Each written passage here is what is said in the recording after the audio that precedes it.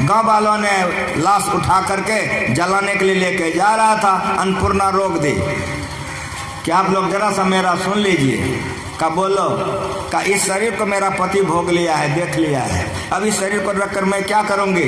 चिता तो लगाइएगा, आग मत लगाइएगा। पति के साथ मैं अपने शरीर को जला दूंगी, अब मैं नहीं रहूंगी, इसलिए कि शरीर को जिस पति ने भोग लिया वो जल जाएगा, इस शरीर को रख के क्या करूंगी? इसीलिए आप लोग चिता बनाइए, आग मत डालिएगा। वे लोग चले गए, चिता बना रहे थे। ये बेचारी घर का सारा काम संभाल करके जा रही थी जलने के लिए, लेकिन ऊपर वाले का कुछ और ही दया थी। ठीक उसी समय में समर्थ स्वामी रामदास जी महाराज गुफा से निकल करके टहल रहे थे। वे जो टहल रहे थे तो नजर पड़ गई अन्नपूर्णा की, तो मन में हुआ कि मरने के समय में गुरु महाराज जी का दर्शन।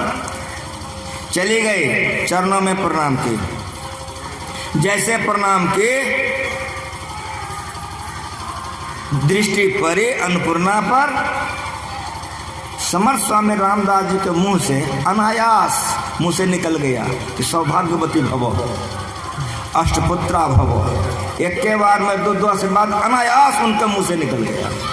जैसे उनके मुंह से निकला कि अन्नपूर्णा 2 डेग पीछे हट गई, हाथ जोड़ ली, तब आंख उसका डबडबाया और हाथ जोड़ के बोली कि गुरुदेव, ये आशीर्वाद जो आपने मुझको दिया है इस जन्म के लिए कि अगले जन्म के लिए?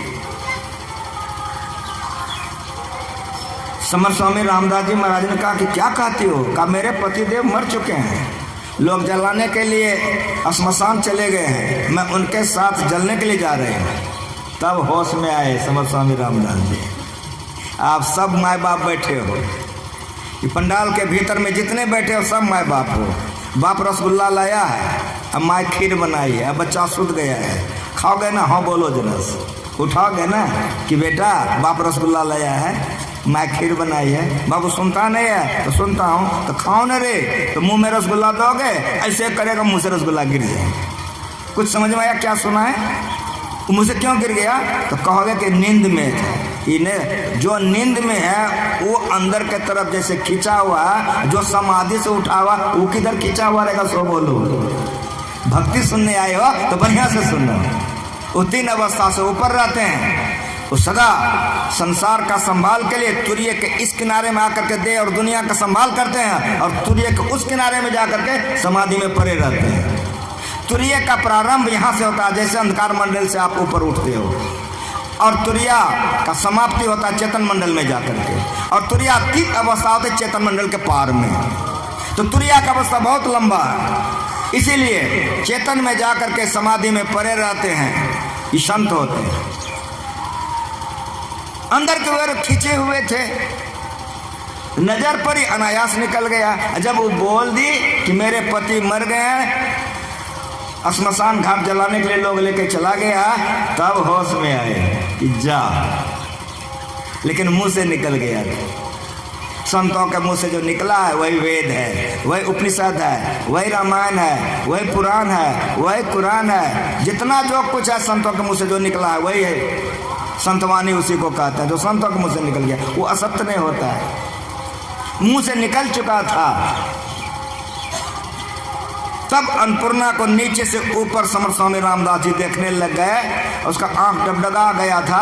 कहा बेटे अगले जन्म के लिए मैं आशीर्वाद नहीं दिया हूँ, इसी जन्म के लिए दिया हूँ, चल मेरे साथ। वहाँ गए, लोगों ने देखा कि बाबा आ गए, प्रणाम किए, इसका बंधन सब खोल के हटा दो। हाथ में जल लिए, आंखें बंद के, और भक्ति का शक्ति देखो कैसा होता है।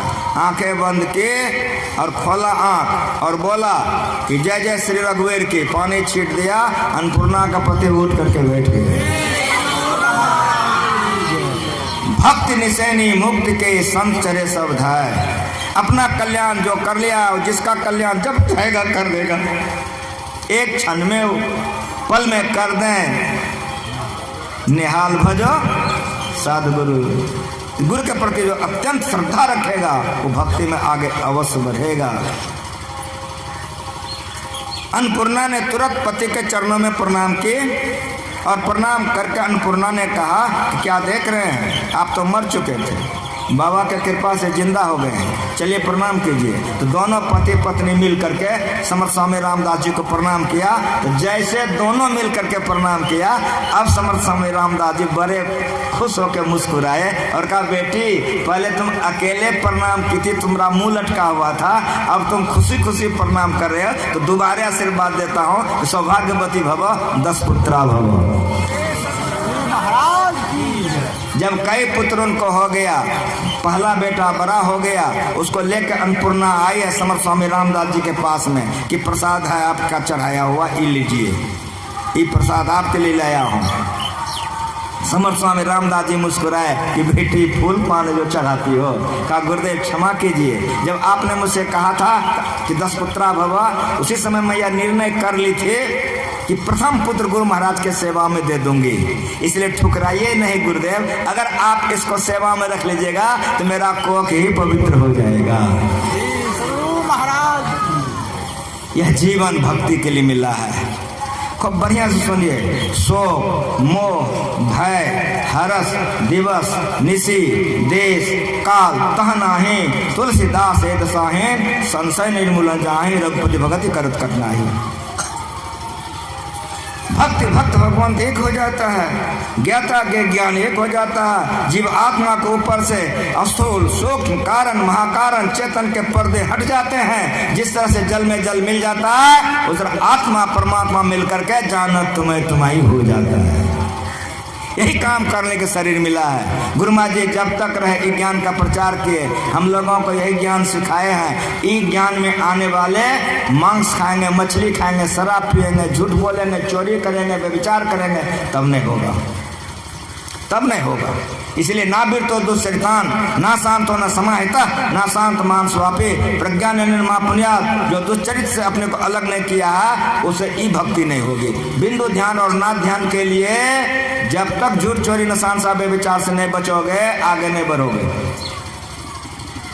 इसीलिए सत्संग नित और ध्यान नित रहिए करत, संलग्न हो। याद है, आगे याद है कि नहीं है? आगे याद नहीं है? कोई नहीं बोलते हो डरे से। आगे में बेविचार, अपने पत्नी की तरफ दूसरे तरफ मन जाएगा तो गड़बड़ हो जाएगा। अपने पति की तरफ दूसरे तरफ मन भी नहीं जाए। इसीलिए अभी पढ़े हो, मनसा वाचा कर्मणा, वचन से भी पाप मत करो, मन से भी पाप नहीं करो, तन से तो करवे नहीं करो, तन से तो करवे नहीं करो। बेविचार शब्द आगे में गुरु महाराज जी रखे हैं। क्यों? तो द्वै फाटक घनघोर, स्त्री के लिए पुरुष, पुरुष के लिए स्त्री, द्वै फाटक घनघोर, कुमति नायक फाटक रोके, परियो कठिन झिंझोर, मुसाफिर जइयो कोनी ओर। जीवात्मा, इसीलिए इन पापों से बचो।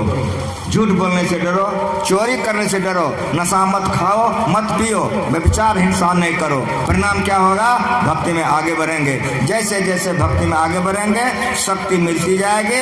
अंत जीवन ऐसा हो जाएगा कि परमात्मा को पाके परमात्मा हो जाएंगे। इन्हीं शब्दों के साथ वाणी में विराम। आप लोगों का दर्शन करके मुझे अपार प्रसन्नता हो रही है। मेरा मन कहता है और कहें, लेकिन मेरा गुरु सिखा के गया है। क्या सिखा के गया? सो सुनिए कि नित सत्संगति करो बनाए। नित मना जिस दिन बेटा का ब्याह दिन छोड़ के न, जिस दिन पोता का जन्म लिया उस दिन छोड़ के कि नहीं। नित्य सत्संगति करो बनाए। किसी भी परिस्थिति में हम भोजन करते हैं, उसी तरह से किसी भी परिस्थिति में भजन मत छोड़िए। नित्य को याद रखिए। नित्य सत्संगति करो बनाए। अंदर बाहर द्वै विधि भाई। धर्म कथा बाहर, सत्संगा का समय खत्म हो गया। भगवान सूर्य अस्ताचल जा रहे हैं, अब मुझको भी जाना है।